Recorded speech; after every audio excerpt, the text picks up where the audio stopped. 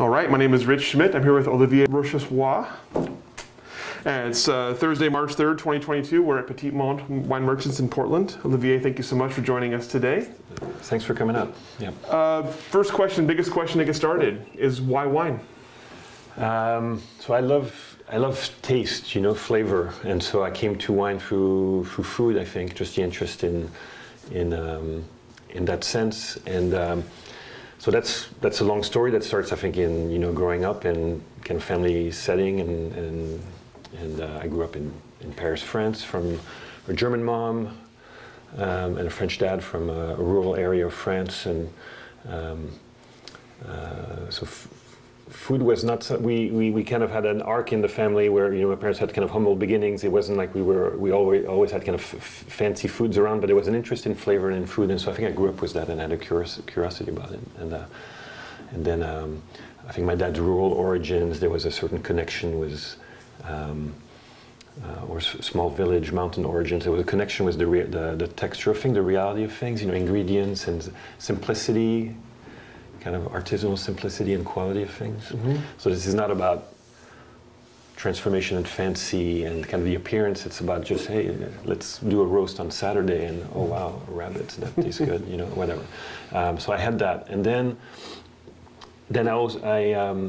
so I grew up in France, came as a 17-year-old for college, went back to France a little bit, worked in more corporate things. I worked as an investment banker. I worked as a management consultant. Then went to business school in Chicago and had this kind of established course, this kind of prove yourself thing in America story. And that took me a while to kind of write that through and to become part of life here but I was always curious about what's behind the bend. And so that took me to the US, and it took me gradually to the West Coast, college in Boston, business school in Chicago, a number of years in San Francisco, and then through Nike, I came to Portland. So there's not a lot of wine in there. There's wine as a consumer, of it, and as a cook, and as a home chef, and as a husband, just kind of creating interest around the table as a way to, unite my family or create moments. Mm-hmm. So to me, wine is not a thing by itself. It's really something that has all these tentacles and like all these facets, and is like this giant, beautiful piece of Velcro that brings a lot of things together: people and moments and instants and flavors and stuff. So wine was part of life for me like that, just as a person who likes flavor and good times and kind of community and instants, and these memorable things that seem really obvious and simple, but they're the things that last, the things that people remember, that lamb roast at the beach in August, 4 years ago, and kind of thing. So, so fast forward, I'm now in my early 40s. I've done all these things. They've helped me establish myself as as now I'm an American citizen. I'm still a French guy, and I'm like, okay, so what, a little bit. So I feel that, so now I'm 20 years in the US or something like that, most of my adult life, all these decisions I've made to kind of chart my own course, to kind of leave some things behind that were more established for me in France. And I don't know if it's conventional, but this kind of thing that was more obvious in front of me. And I've made repeatedly these decisions to go in kind of a little further afield to check things out. And part of it was a motivation to leave France, and another was just the appeal of the US. Mm-hmm. And a big part of that for me was music, and I played the guitar, and it sounds silly, but as a teenager, the kind of magic of rock and roll and just the musical culture and the openness that I perceived was in the US around sound and music. Mm-hmm. So here I am. I'm 40, I've lived that kind of, I'm an American now, and how do I connect back to where I'm from? Because I felt that I had to kind of look away and kind of really focus on establishing myself here. And even at a place like Nike, which is a global brand, it never really felt like I was being both, like the established person I was now here in America as a husband, father, established professional, all this stuff.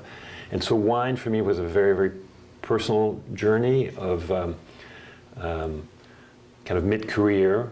It's not a crisis, but kind of an opportunity to kind of redefine myself, and connect to where I was from. And I felt, so we have a few sayings or kind of these, we call them essentials at Petit Monde, the 6 ideas that kind of define a bit our character. And one of them is that this is a very personal endeavor. Sometimes it feels it's too personal, and we take, so it's a thing you have to be careful. But for me, it was very much like,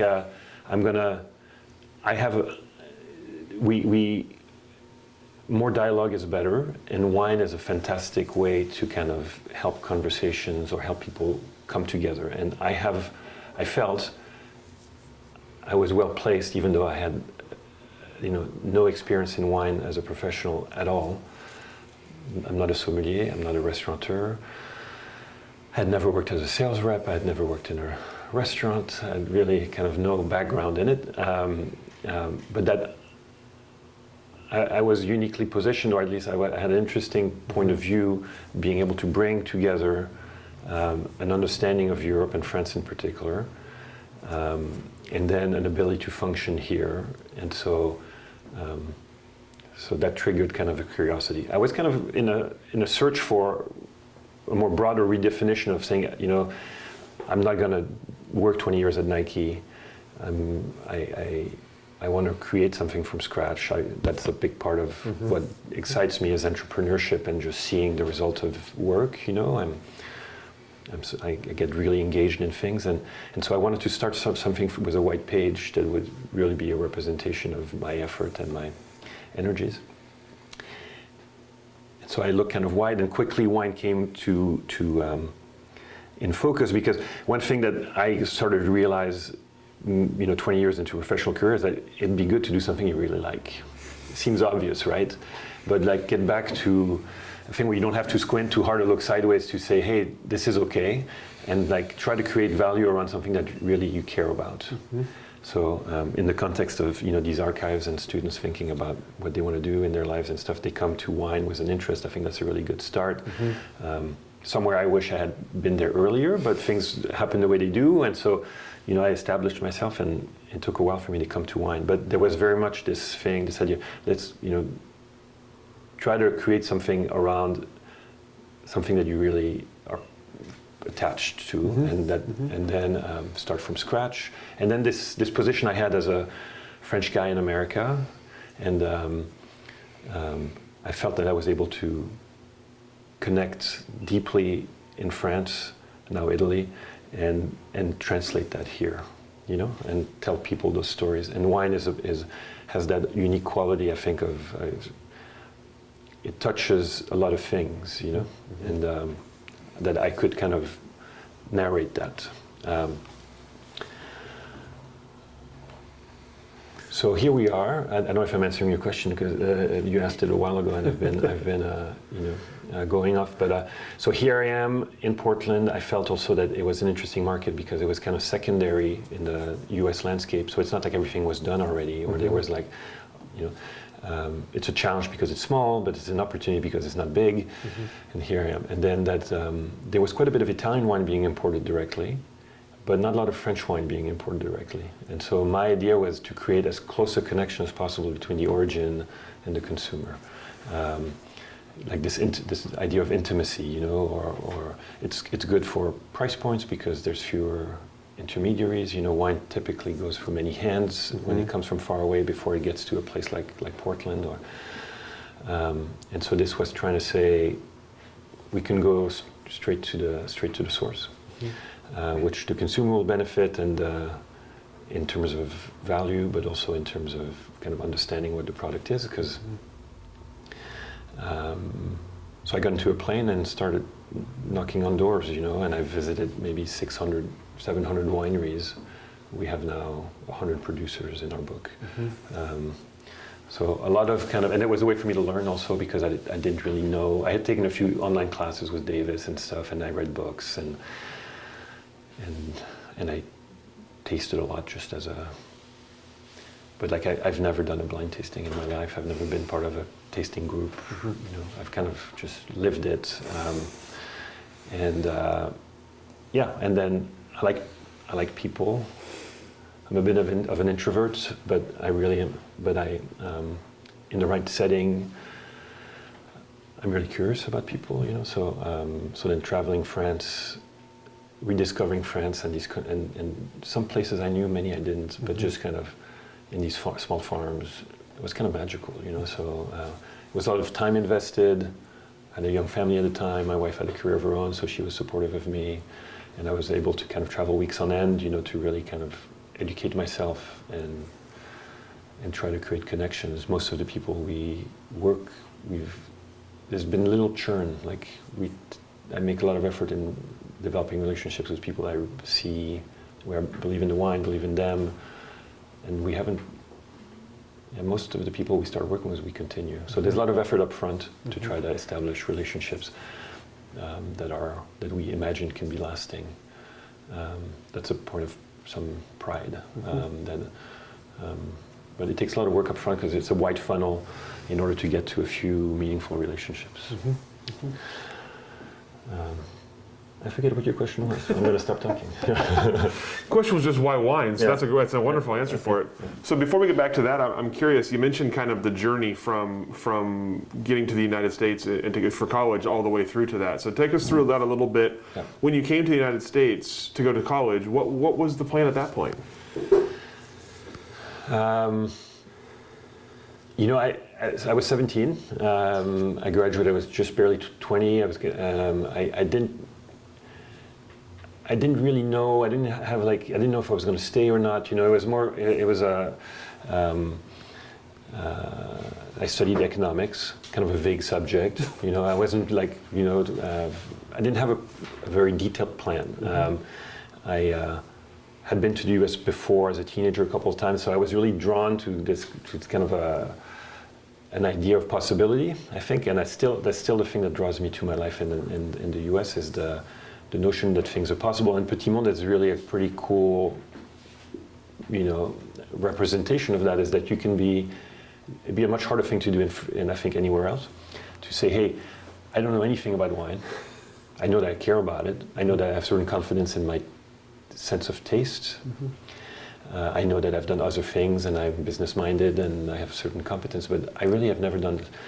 And I'm going to open an import business. You know? I'm going to get on a plane and kind of make things happen. That'd be really hard to do in France. So anyways, the sense of possibility drew me here.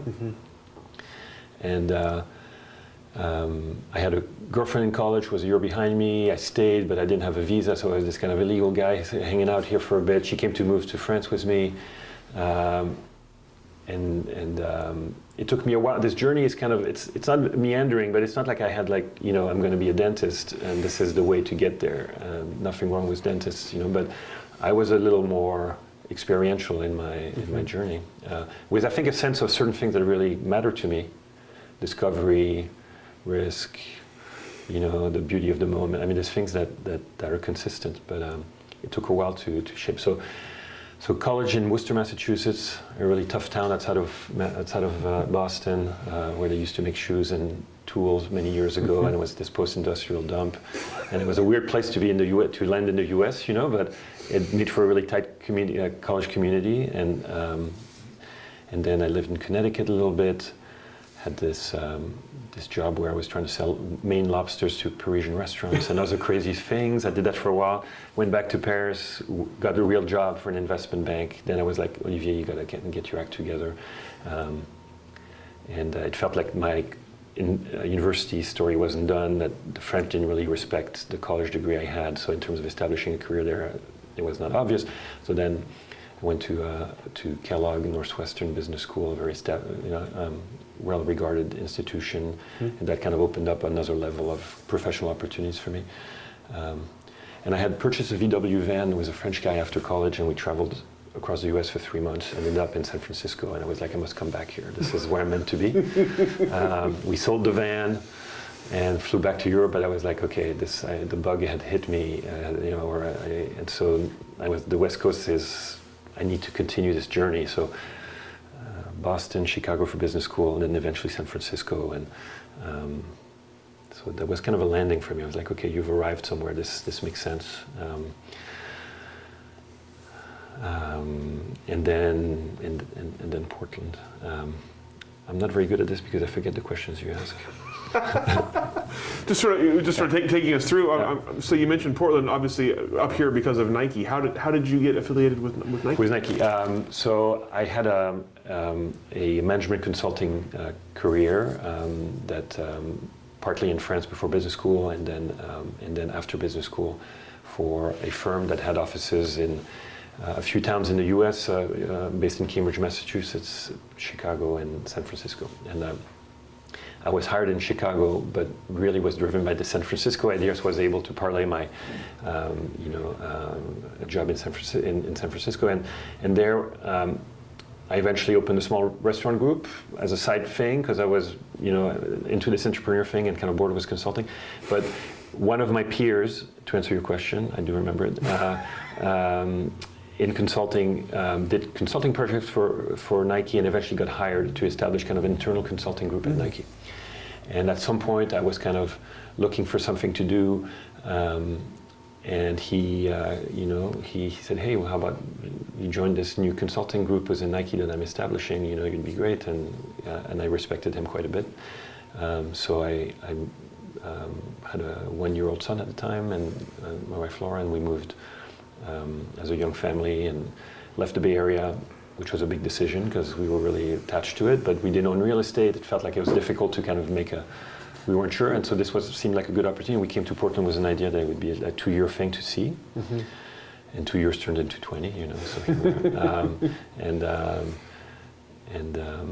So it was a good time to kind of, it felt like I had heard that Oregon was pleasant and the outdoors, I was drawn to it, and ski, and but that also was a bit of not a gamble, but it was like something we didn't really know. It was like, what's behind the bends, and it ended up being a good place to establish something. And I don't know that I could have done Petit Monde in San Francisco, maybe, but a different challenge. We're now in Seattle as well, and so in Washington, and I was thinking about where to expand. I felt that because we're direct in only France, it's a really kind of narrow thing, and that for the business to have a scale that would be meaningful to me, we had to expand. And so the markets that we sell into, and I don't want to redistribute, I want to keep this relationship really, so I don't want to just sell wine to another distributor and everything gets lost. And so we were asking ourselves the question, where should we go? And I looked into Northern California because it's a place I love and know, but I decided against it because of distance and just there's a lot of California wine, they have their own ways. There's wine in Washington as well, but it felt like, and so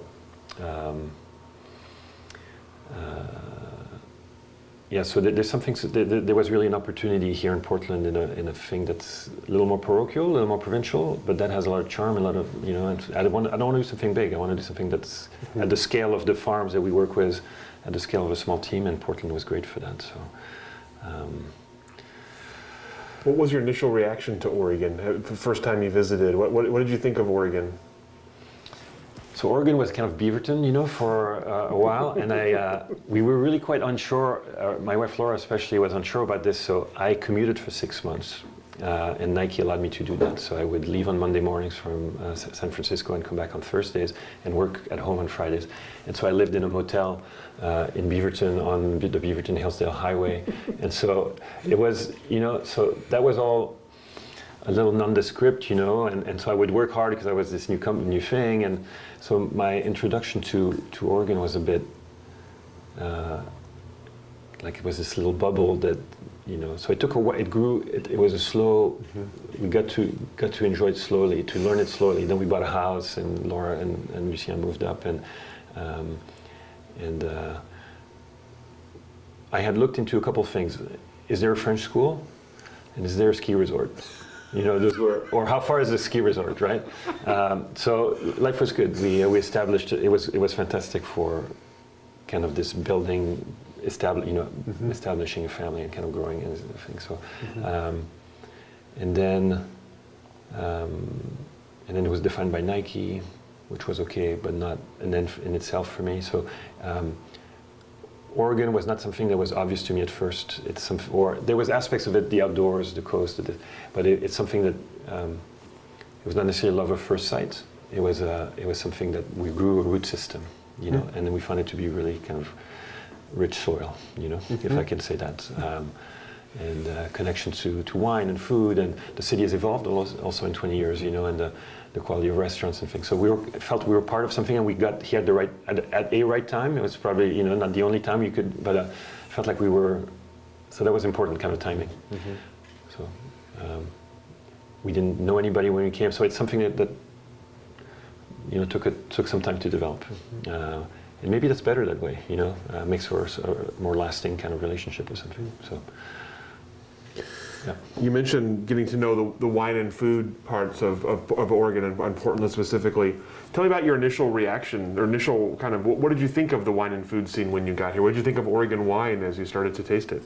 I thought it was really expensive, to be frank. And I felt it was nice because it was not Napa, it didn't have all the glitz and stuff. I was really drawn to that. So I did not harvest, but I would help. I got close to a few people, just by going to farm dinners or I don't know what, meeting winemakers. So I dipped my finger in it. I became close to Jim Prosser of J.K. Carrière, and he is partly to blame for me having started this company here and stuff. And so, so I liked that it was. It felt real, and that it was entrepreneurial, that it was a relatively young industry, but it was not driven by tasting rooms and the appearance of it. So, and it feels like it has a lot of potential, still. I mean, that is something that's that people learn fast in America, So, in the sense that people study and observe and. Sometimes the answers come too quickly, it feels, especially with something like wine that has such a connection to soil and nature and cycles and vintages. I mean, it can't just happen overnight. Oregon had a good vibe. In terms of taste of wine, I like it.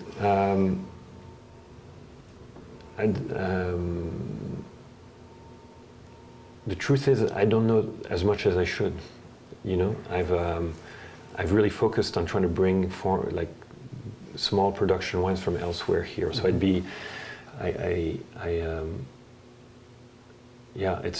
it's not a world that I've avoided, but for the last 12 years of Petit Monde, I've really focused on a completely different story, and not at odds with what's being done here. But my contribution is a different one. My contribution is to show that France has a lot of diversity, and Italy have a lot of diversity in their wine, offerings, and that wine doesn't need to be pricey. That wine is for every day and every person. Sure, there's Saturdays and there's big moments, and there's moments that deserve or call for something special, but wine is also really. Wine is fun before it's important. It's important, but not that serious to me. It's really central to. So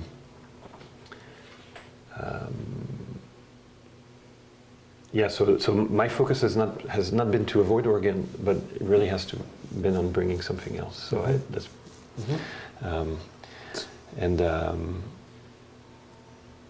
I wish there were more everyday wines, price-wise. And it's hard to do here, I think, because of the cost of land, because of how wine is perceived, in the U.S. It is more of a luxury good. That is where price defines value to some extent. I think one has to be really careful with that. But so I don't want it to be a place of privilege wine. I want a place of community and a place of kind of gathering, and So I want to. You mentioned that the Petit Monde was just kind of an idea you decided on and just sort of jumped into without really without the education that most people would have had at that point. And, and so you educated yourself on the fly. So I'm curious about the initial trips you were taking, and what did you learn about wine and the way it was made and that was important to you as you were starting the business? What did you want the business to reflect from what you were learning along the way? So, I mentioned it earlier when it was a really wide. I met a lot of people, because I didn't really know what I was exactly looking for, and so it kind of I think a lot of my journey has been to, the answer. So I had some notions, about what I wanted the company to be, and I felt that wine is interesting because it's about place and geology and climate and things. But a big revealing factor is the work of humans involved in it. The vine would grow on trees and produce little fruits, right? If it wasn't somehow a dialogue with labor, with work, with human decisions, and so I felt that at the heart of everything I would do, there would be people and relationships with people. And that I also didn't want to, that I was hoping that the people I would start working with would be people that would become, that 10 years in, most of those would be people that I'm still, and that's the case. So I just went, and took all these trips. And I studied a lot in terms of trying to be, in terms of who I was going to see. And so many different sources of information. You could do one thing and then you kind of end up with the same profiles. So I figured one thing that would be interesting is to cast a pretty broad net in terms of how I got to find wineries or visit wineries, and then visit a lot of them. So people mattered, and I think maybe the most important thing for me is scale, so size. And it's not that you can't make good wine in large quantities with the means behind it, but I felt that there's a different relationship to the plant, to the place, for that human to define what's happening if it's,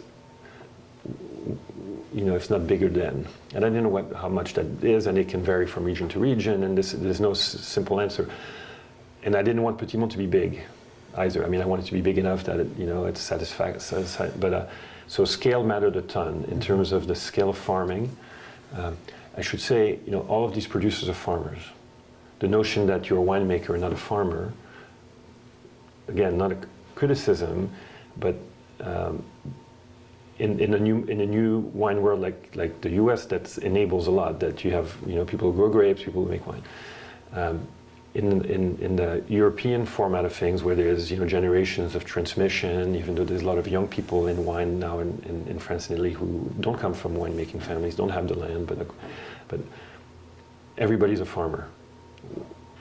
They grow fruit, and the wine is an outcome of that. I think I was clear about that when I started, but it became very clear very quickly, that this is about a connection to the work of farming and growing. That it can't be too big, because then you lose a connection. That most of these, so the average acreage is maybe, it's under 20 acres on average. There's a few bigger ones, but there's many who are quite a bit smaller. So it makes it more complicated business-wise, because you can't just say, hey, I'm going to establish this big relationship and that's going to be like a thing. It's a lot of, 100 producers for what is not a very big business here in the wine world. So we're not taking shortcuts, but scale mattered a lot, people mattered a lot, farming mattered a lot. And that was kind of things that became, and then I wanted to show that there's diversity, that wine is not just from the regions There's a culture of wine from everywhere, and that there's fewer and fewer bad wines being made in the world, because the knowledge is there, the technology is there. That's good. But I don't know that's that interesting. The fact that you're making wine that is not bad doesn't mean that it's really good or interesting, right? So I think risk is interesting as well, that it's not just based on science. Science is important, right? I don't mean to be,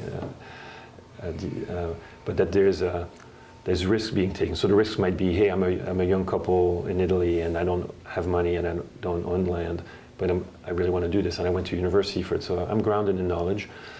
I don't have the means, what am I going to do? And I'm going to go and buy these old vines in a difficult place that nobody wants to farm anymore because the slopes are great, and I can buy this stuff for cheap.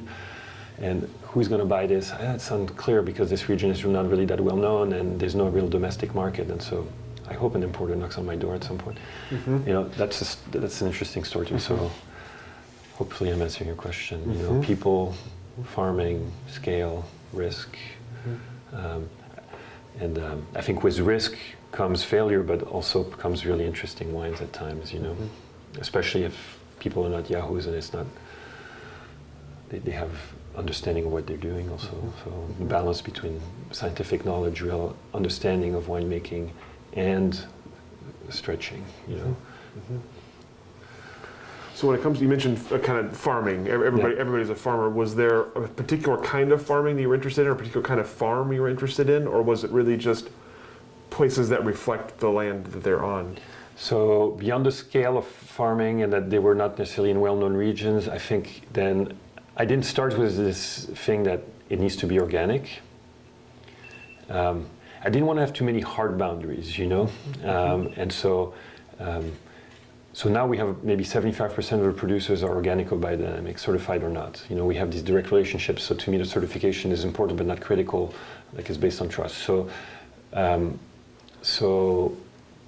the kind of farm, you know, it was more. Do people care? Like, are they, you know, and you can sense it. You go and visit, and do they want to show you the vineyard? You know, is that the first thing they're gonna do? You know, and then you end up spending 4 hours in the vineyard and an hour in the winery. You know, or and how do they talk about it? You know, and so that didn't mean organic necessarily. And then you have people who were not organic when we started who are organic now, and you're part of their journey. You know, because you're saying, hey, you know, yeah, we'd pay more, and you know, there's and you're so I wasn't too dogmatic about things. So I think it was a sensing an attachment to these people, to the place and the work of farming, and most often that translated into organic and or biodynamic practices. But you know, these things, yeah, biodynamic, we talk about it a lot more now than we did 11 years ago even, you know, even though it's, you know, obviously rooted in things that are more ancient, but so that's fun to be part of that.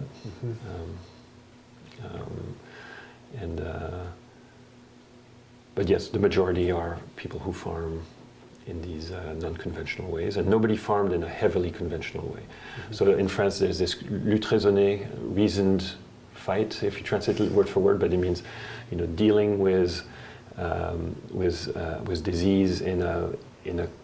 You're not just following the chemical salesperson's kind of schedule like Daddy maybe did, you know, where every Monday morning you spray regardless of what happened weather-wise and stuff like that.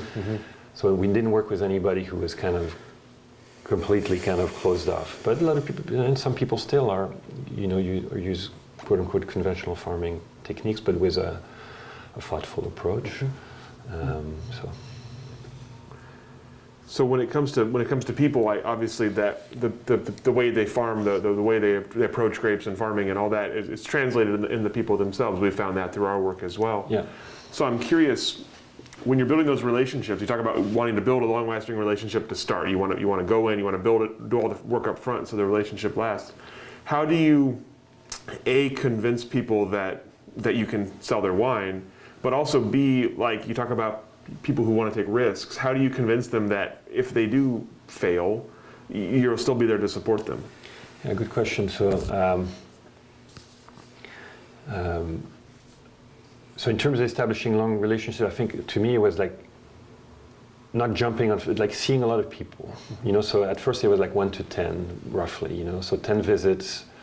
I didn't say that's the target, but that's what it ended up being. So there was giving it time, even though I was starting a business and I couldn't like come home and tell my wife, hey, I didn't find anything, you know, or this is gonna, there was some pressure, but so just kind of the space in between things, you know. I think there was a lot of learning, not just, hey, I met Angélique, you know, Angélique Léon and Chinon there, and I like her wines, but I saw, you know, 10 or 12 producers in Chinon, and the comparison of one to the other, I think, and the relative sense, you know, there was a lot of learning there. I think people, I was pretty transparent about the fact that I was starting something, you know, and that I had a point of view, but I didn't really know, and this was uncharted. So I think being candid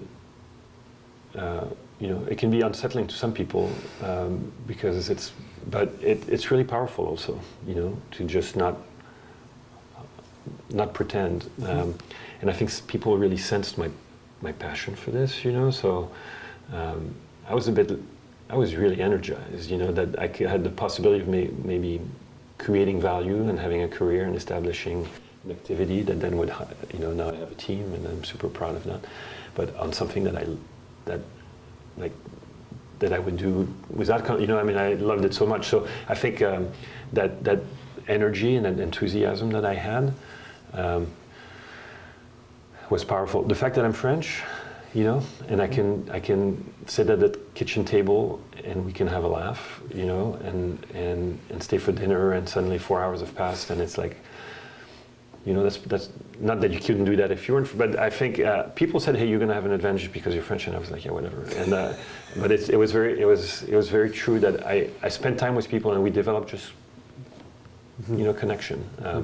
So I think in terms of their perception of risk, then I think I was lucky with timing, because I started in 11, and there was the 09 or 08, 09 kind of thing, and that shook a lot of things, and including distribution companies who kind of took them a while to fail. But I was coming at a time where there was this kind of down energy from some folks who had been in the industry for a while, and I was coming at a time full of new energy, and it was a buyer's market. Also, people are looking to sell, and the consumption of wine in France is going down.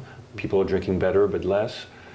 A lot of these secondary appellations, people are not necessarily seeking, and so I think people saw an opportunity, so in somebody like me, and then so passion, taking the time, spending time with people, meeting a lot of people, and then they had wine to sell. And then I was also lucky in a sense that over the first few years the dollar improved compared to the euro, so there was some wind in my sails. Has turned around, these past few years have been very difficult for everybody, but for a company like mine also, in terms of the context of tariffs, COVID, supply chain issues now. But the earlier part, I think I was fortunate with my timing. And I think a lot of these small producers are kind of tickled, somebody would come from halfway around the world and show interest in what they do. And sure, they're happy to sell wine in Paris or, in whatever markets are around it. There's some strong wine markets in Europe, outside of France.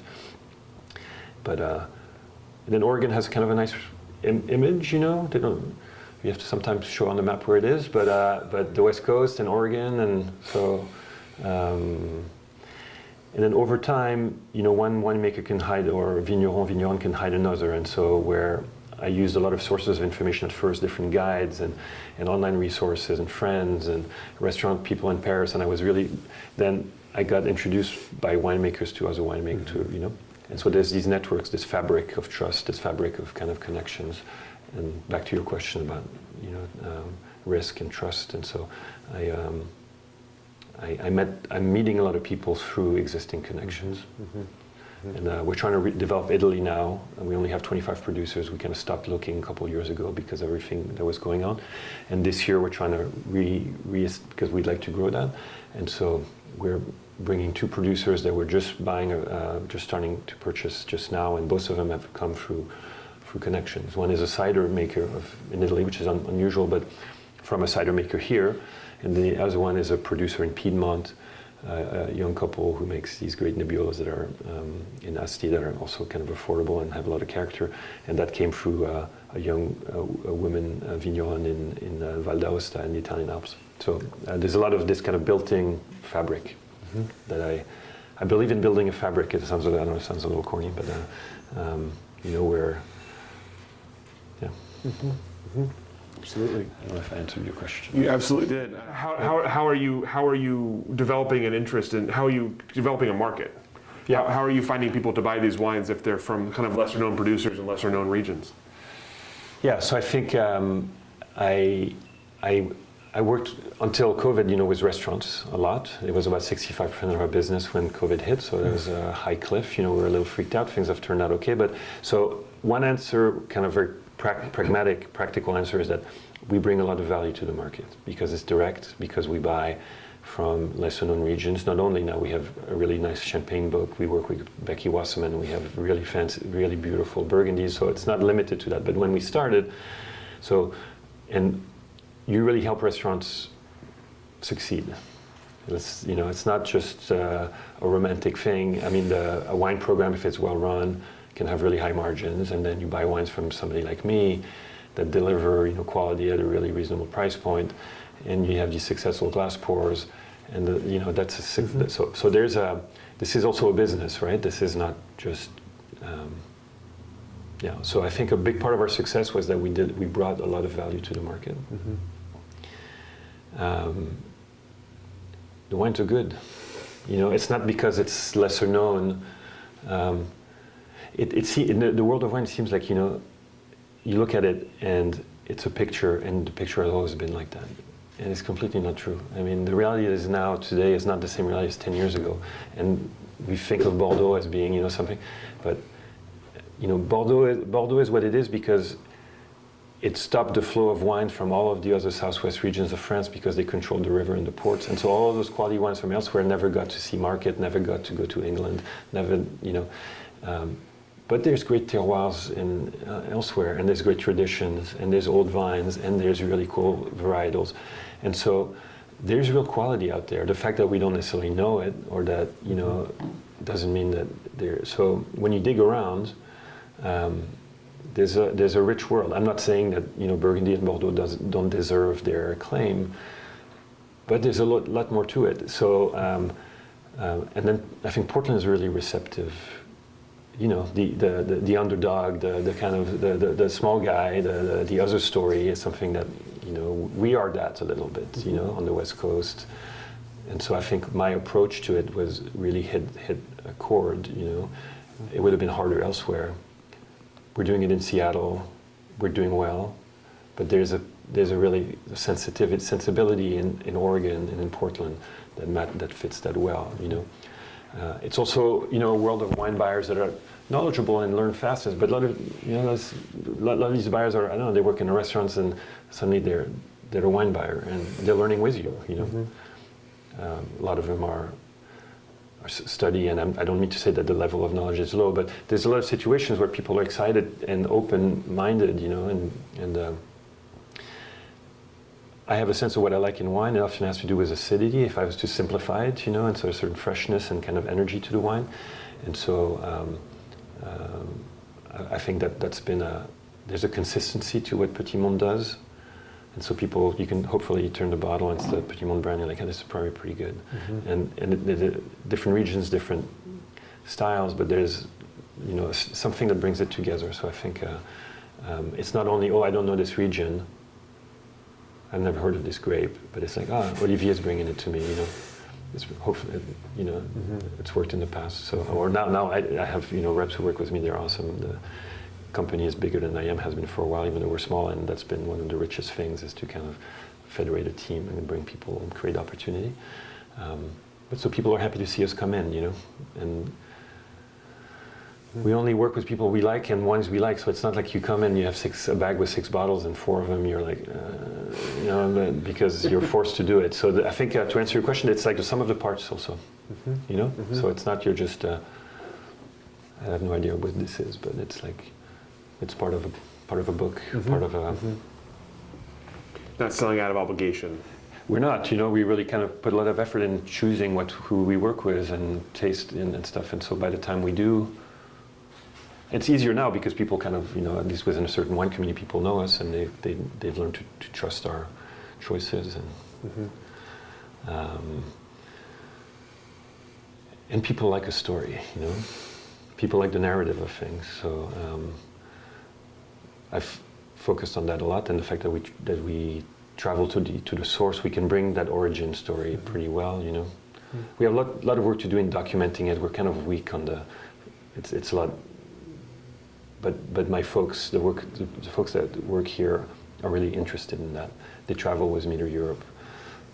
We're resuming travel in April. We haven't traveled in a while because of everything, but so we are, I think we're able to bring to connect the two worlds.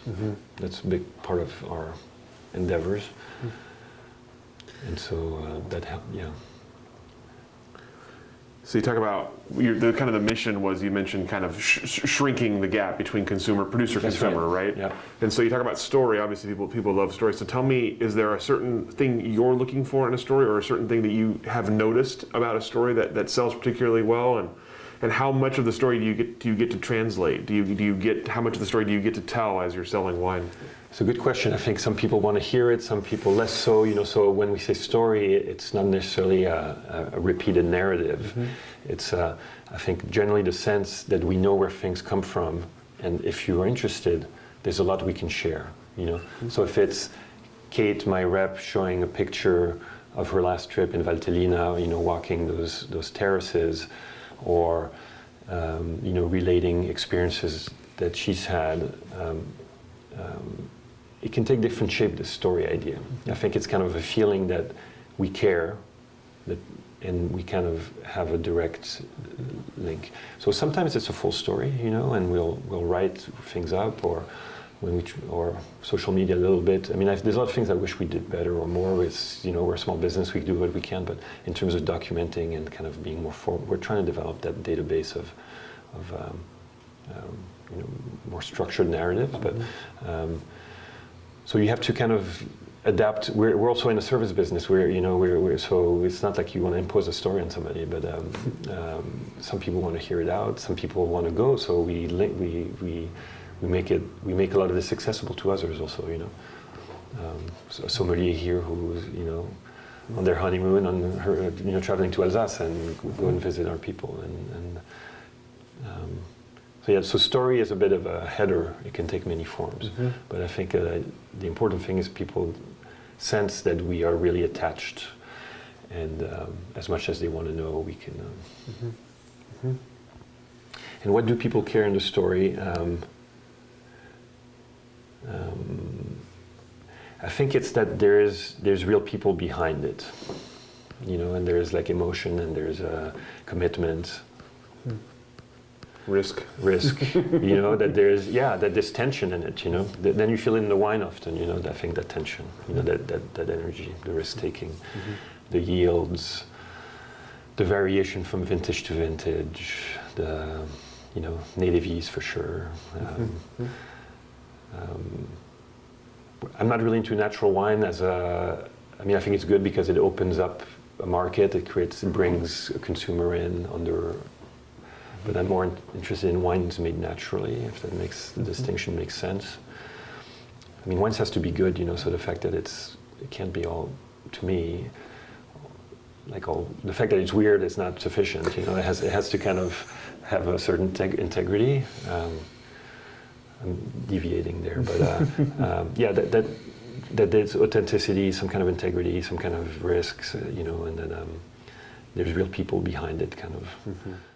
Interesting, things that are new, people like to discover. I think America, as a culture, the US is pretty great that way of, sometimes to a fault where, you know, it's like we forget what happened a second ago and we're always looking to the next thing, but there's something rich about that too, you know, of being kind of interested in not just what has always been, which can be a bit the downfall of a country like France, you know, where there's a great attachment to tradition, and those traditions are rich, but it's kind of nice to also, you know, oh yeah, macerated white wines, that's kind of cool. That has a history. What's that? You know, and yeah. So. You talked about the growth of the small business, but the growth to the point where you have people, you have a team. So tell me about hiring a team, what you're looking for in people, and how you've kind of built the team over the years. Petit Monde was established in 11, so we're 11 years old or something like that. The first 3 years I was by myself. So I took, I think part of the answer is I took my time. So I was doing everything. We had a au pair who was doing deliveries when I was traveling to France, you know, and stuff. So I had a Subaru, and it was really down home, you know. I had one key account that allowed me to get started, a bottle shop that was really leaning on me, and I was leaning on them. So I had this kind of that was key to my success, is that I had a venue to sell most of the wines I bought, and I built from that. To answer your question about the staff, people who joined were people who saw me work. So first person I hired was a guy named Ross Hunsinger, who was working at the Aviary and was the bar manager there. And I was like, hey, Ross, do you know anybody who would want to drive for me? Because I really can't do it anymore. He said, well, I'll drive for you. And my first rep, Tim Ripa, long established a wine person that I think you interviewed recently, I hear, had worked, as you've interviewed, so kind of all facets of wine, and was working at Cheese Bar at the time, kind of in between things, and I was selling wine to him. And so a third person said, hey, Olivier, I think you're really needing to get help. Because I was just jumping around doing it all. And it was another buyer who said, have you thought of Tim? He's awesome. And so, everybody really were people who were across the table from me. And I wasn't looking to poach people, it was not like that, but they had seen my intent and kind of how I went about it. They knew the product, and that's how people joined, and then kept really kind of in the family like that. So we're not very big. We have 9 people on staff, just 2 in Seattle that will grow, and 2 reps here. Ben, who helps me with sourcing, kind of an operations manager, part-time accountant, and a driver, 2 drivers, warehouse here. So it's and everybody never came from out of the blue. As always. And it doesn't work for everybody because people have lives, but and things happen. But we've had a good tenure, and people. I'm really super. That's really important to me. So to answer your question, I took my time, and then it was folks who had already a connection and understood what we were about. And I have these these tenants, these things, you never really know, but I'm quite observant. I feel I'm quite observant of people. I pay attention. So we're really here for each other, everybody. And it's really kind of a group. It's fantastic, like how we all cover, and the sum of the parts is much greater than so. It's I feel really fortunate to have that. I just left for a week. I don't go very often, but I went skiing in the Canadian Rockies with a group of friends, and I can leave and I know that things are going to get handled. And so. It's a good feeling. It's a very good feeling. Yeah, I need to go a bit further. But since we're not looking to be a big company, I think we can keep that really tight fabric. And people are super passionate about wine. Wine is fantastic because it really grabs people. We're not. I mean, the other things are like that. Coffee and there's many, but we're not selling widgets, and so there's a. And we're a business, and it's growing, and it's also a real thing that I'm trying to be conscientious of and provide opportunity and help. And so. But around something we all love, and so that makes all the difference. It does take one big obstacle out of the way, right? When people are here because they want to be here. Yes, I mean you have to provide the environment and make it, and it has to add up. But everybody comes in with like just this desire, So and not all wine businesses are fun, and people leave places that so it's not a given, but it's a really good starting point. So for if students are viewing this at some point, I think asking themselves the question of commitment and love to the thing. It's there's many ways in the wine thing. So I'm obviously I'm only a little slice of it. So you mentioned earlier the impact of the pandemic. Obviously, restaurants were a big part of what you were doing. Tell me about that. Tell me about the kind of the immediate aftermath of things, March 2020, and then how you've kind of found your way through. Yeah. So for us, it started in October of 19 with Donald Trump imposing tariffs on European goods, because of this aeronautics conflict between Airbus and Boeing. Some of you may remember, and 25% tariffs on wine. So So that was a huge shock. We were in France traveling with two of my reps who had just landed. We were visiting Voité-Sorbet, a great champagne producer, and we hear this stuff, and we're like, so the shock. We've been swimming against the current since October of 19.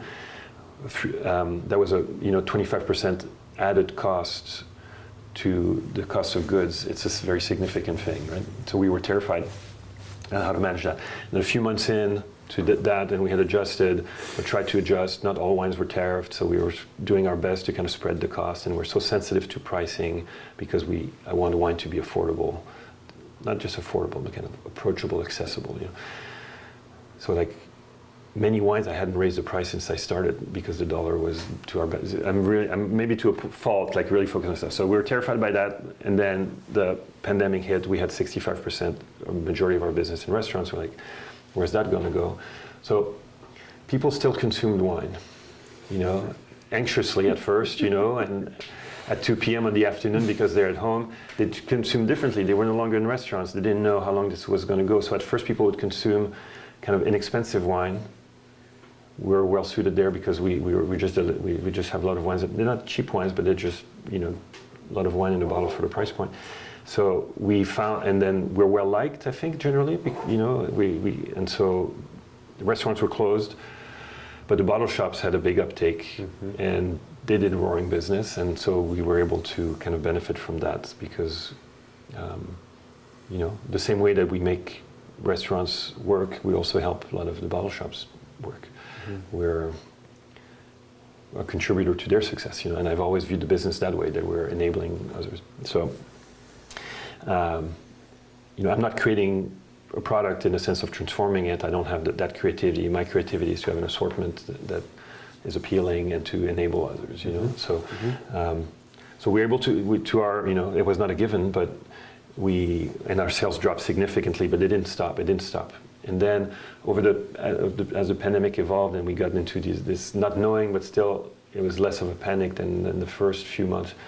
Then we found that people had more, those who still had work, and I would say that many wine consumers were privileged overall, and so had disposable income, maybe more, and so people started drinking, maybe reaching also. They're not spending on a restaurant on that trip to whatever, and so the bottle shops were doing good business, and I think a lot of folks kind of learned about wine during the pandemic, and learn to trust their bottle shop or develop relationships and dig deeper and join clubs and cook more at home, and so that was a shift. So our sales dropped in 20 versus 19, but not by that much. It was kind of remarkable. I would have never guessed. It took a lot of work. It's not like it just happened, and we kept on buying wine. I kept my team together. We just kind of went with it, nobody got fired.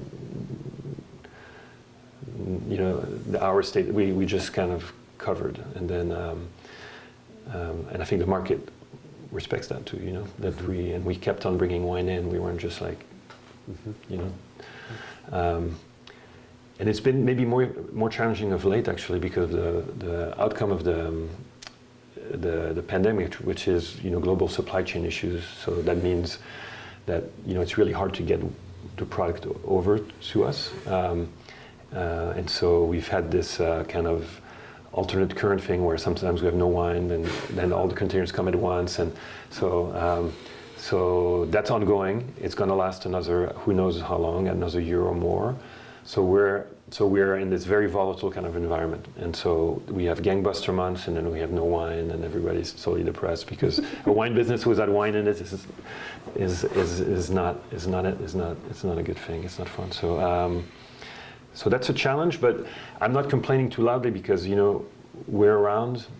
People are interested in wine, interested in what we do, and so it's been nerve-wracking, cash flow pressure because I pay 90 days from when wine is shipped, and I part of the trust that you were asking about earlier is that I've been very, very careful, and my intention has been to really treat these producers well. You know, they do incredible work on a small scale, taking all this risk. They don't make fat liver. This is all, you know, and so I don't want to be the weak link in the thing. And so I've been super attentive to kind of do my part, and so we always pay on time.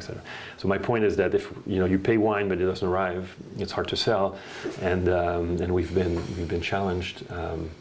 Right now the warehouse is really healthy. We received 90 pallets of wine in 16 days, and we're stoked, and we're selling it, and it's like gangbusters. But January we had no wine, and it was sad.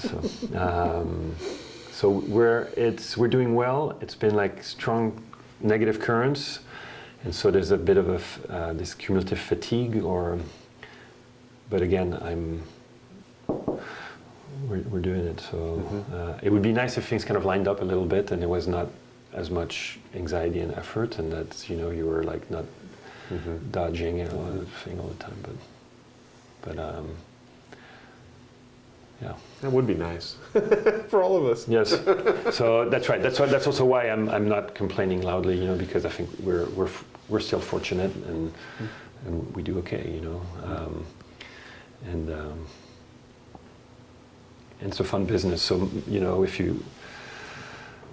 we enjoy what we do. So even if there's moments sometimes where there's fear or concern, it's against a pretty positive backdrop, and so yeah.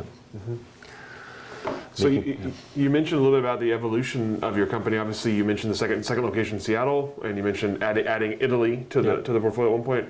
I'm curious about, especially with Italy, what sort of prompted you to add Italy beyond just France? Yeah. And on the counter of that, what comes next? Now that things are starting to hopefully level out a little bit, what are you looking ahead to for Petit Monde? So Italy I had this notion that what was important to me was the direct relationships, so not buying from others, and that I wanted sufficient scale to the business that I can employ a few people so that I can, over time, kind of focus on the things I want to do and not do everything. And so for that to happen, Oregon and France only was too small, it felt. So the dimensions that I felt I could grow was, geographically here, and the Northwest makes sense because we're different than Seattle, but still affiliated culturally. It's kind of, there's a logic, more so than California. And then in terms of sourcing also, that it would be good to even, France has a lot of diversity. The way I'm doing it, and I wasn't in Champagne and Burgundy at the time, and so that it would be good to go beyond. And then I was kind of curious, as a French person, I didn't know that much about Italian wine, to be quite frank, a little bit. And that it was a rich thing. It was more challenging because a lot of wines came directly to the Portland market from Italy already, but it was an opportunity. Then my first rep, Tim, that we talked about earlier, when he joined, had a relationship with an importer that did good work, and we tried that because I have these general rules, but I also like to bend them or try because I don't want to be too closed off. So the first Italian stuff we did was distributing locally a boutique Italian importer, indie wines, and we tried that for a while. So that was kind of our first foot into it, and I started traveling to Italy and getting a sense for it, and I was really interested because it's so diverse. France is diverse, but Italy is multiple times that in terms of varietals, in terms of so to answer your question, there was like this scale thing. I think I like the geometry of Oregon, Washington, France, Italy. This nice kind of square, if you will, and that would give me an opportunity to build a company the size I wanted in terms of sales and number of people in it, and that we could stay true to these ideas we have, and yet be big enough that I'm 55 now, I want to continue doing it, but also it's something that supports me, and that I can grow to where I'm not the guy in the Subaru doing everything. It was two changes of clothes, the delivery guy and the sales guy, and just a jack of all trades, one-man band thing. So, and then Italy made sense. What else is there? Spain, there's some good wines. I don't know. Portugal is interesting, but I didn't want to go say, okay, I'm going to do everything. I want to pick one thing that was significant, and that we're kind of known for having a shape and not being, because it's easy to kind of say yes to all the things that I've been. And so a lot of our peers, and no criticism, but we'll have a bit of everything. And I want us that when people say petit monde, that they have a clear idea of what it is about. We talk about the farming, we talk about scale, we talk about, but also that there's a shape to it, and so France and Italy seemed like it was coherent. So I'm really learning to love Italy, and I don't know if you guys perceive that from the United States, but we're close cousins. You could say that with Spain as well, as Latin languages, Romance languages, and just culturally there's filiation, So it's pretty. I don't speak Italian, but I understand it. For instance, if people want me to understand it, just slow down, and I get it. And so it's something that I could see myself also in trying. It's not the same thing. I can't really crack jokes at the kitchen table the same, or really go. But there's enough of affinity that I can travel to Italy and feel that I know who the people are and stuff, and they have curiosity in us, and a lot of Italian wine, in its kind of more modern interpretation, has relationships to what happens in France or has happened in France. If you look at the history of Piedmont, and then there's all this stuff that precedes. Obviously, wine came to France from Italy, from the Romans. So it's an interesting relationship that the two wine cultures have. So we have one Swiss producer. It's fantastic. We may do a few other things like this. In terms of future, so I want to. Last year we started working with the Wasserman Group, which is a very prestigious, agent, and Becky passed.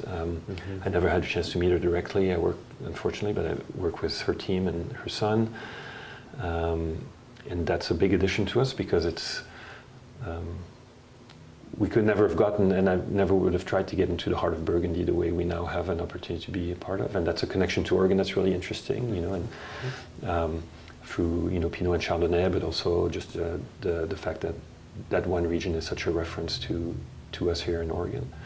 So, and we're not really in a relationship with the producers the way we are with our own truly direct imports, but I had met those folks a few years ago and felt if we ever work with an agent or kind of, it would be them.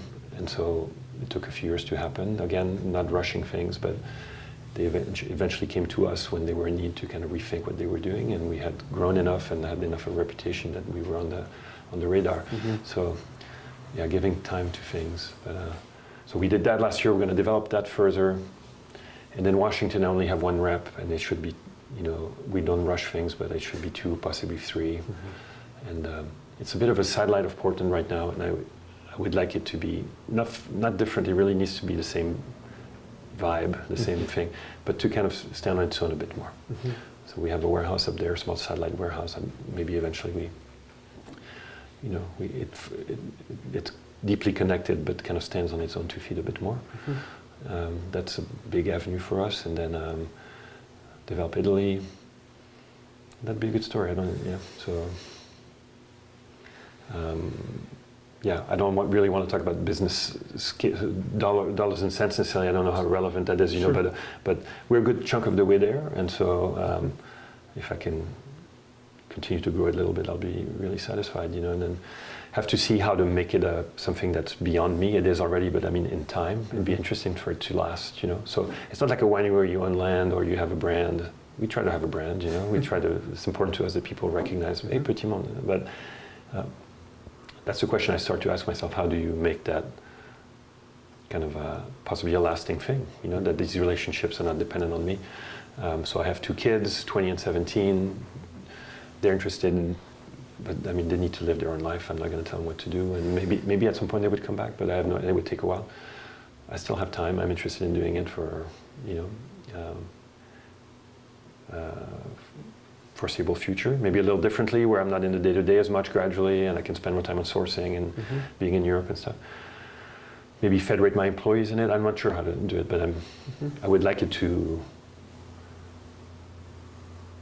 not be just, hey, we're moving boxes, we're a distribution business, You just sell off the inventory and it's done, it's gone. It'd be fun if it could stay a part of the landscape again, it's not the same thing as a winery, you know, where you have truly a root system and a thing.